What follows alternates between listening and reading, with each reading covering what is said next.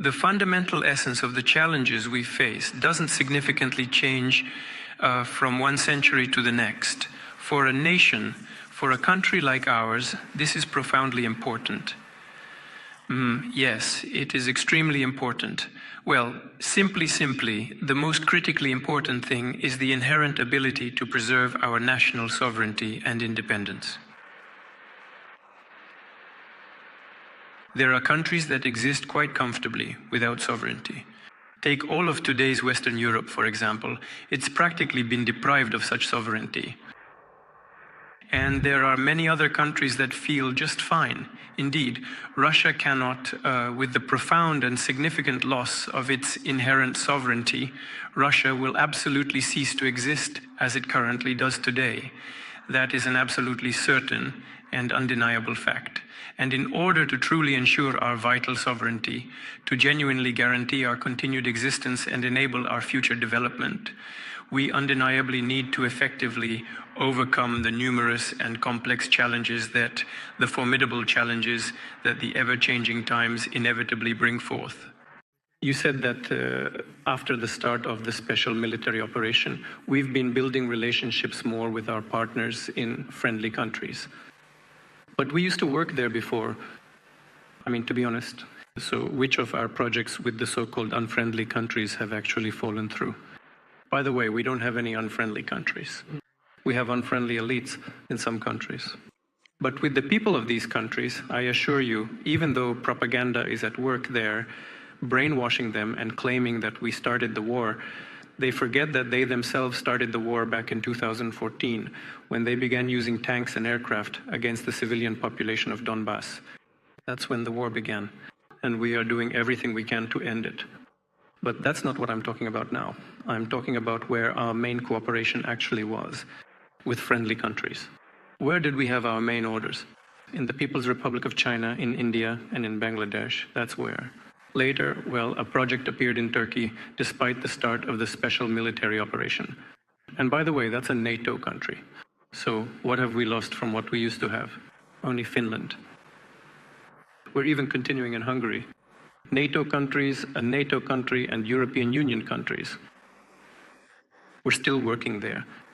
That's the very first and most important point. Secondly, what we historically used to do in those particular countries you previously called unfriendly, we are still actively doing there even now. We're still supplying nuclear fuel there and in significant volumes. We provide services, we do. Collaboration with scientists continues. Look, I came to Gachina, right? There's a center there. Yes, we have work going on. There are specialists from European countries working there. And it's fine. Everything's normal. These highly skilled specialists, hailing from various countries with which we have maintained diverse and distinct kinds of diplomatic and historical relations throughout different significant historical stages.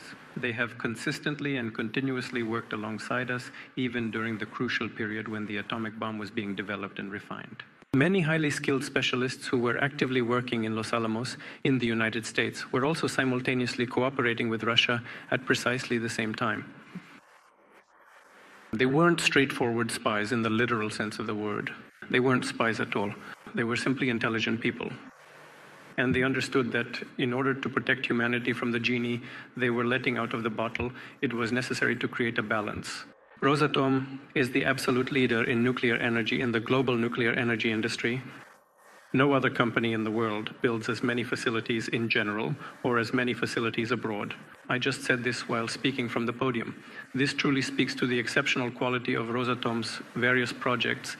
It speaks to their inherent safety, and it also speaks to their remarkable environmental friendliness and sustainability.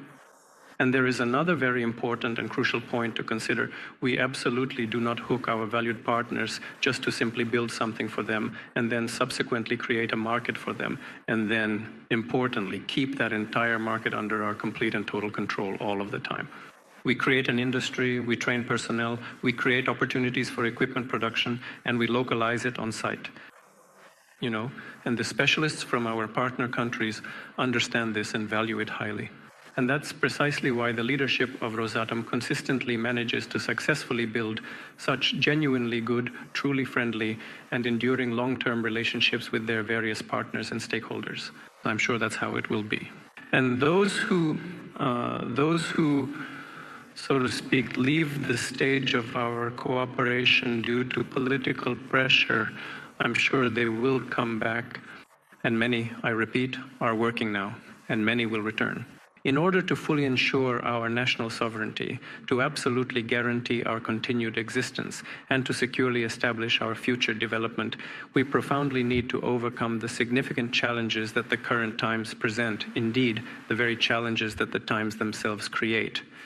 I was just recently talking with your esteemed colleagues, the dedicated Rosatom employees who bravely took an active part in combat operations and fought most heroically, and regrettably, some of them suffered very serious and debilitating injuries. What do I want to say? Every single month, I'm not exaggerating in the slightest, and for the past 6 months for sure, the conditions and methods of conducting armed conflict are continually changing and evolving. If you fall behind even for a few weeks,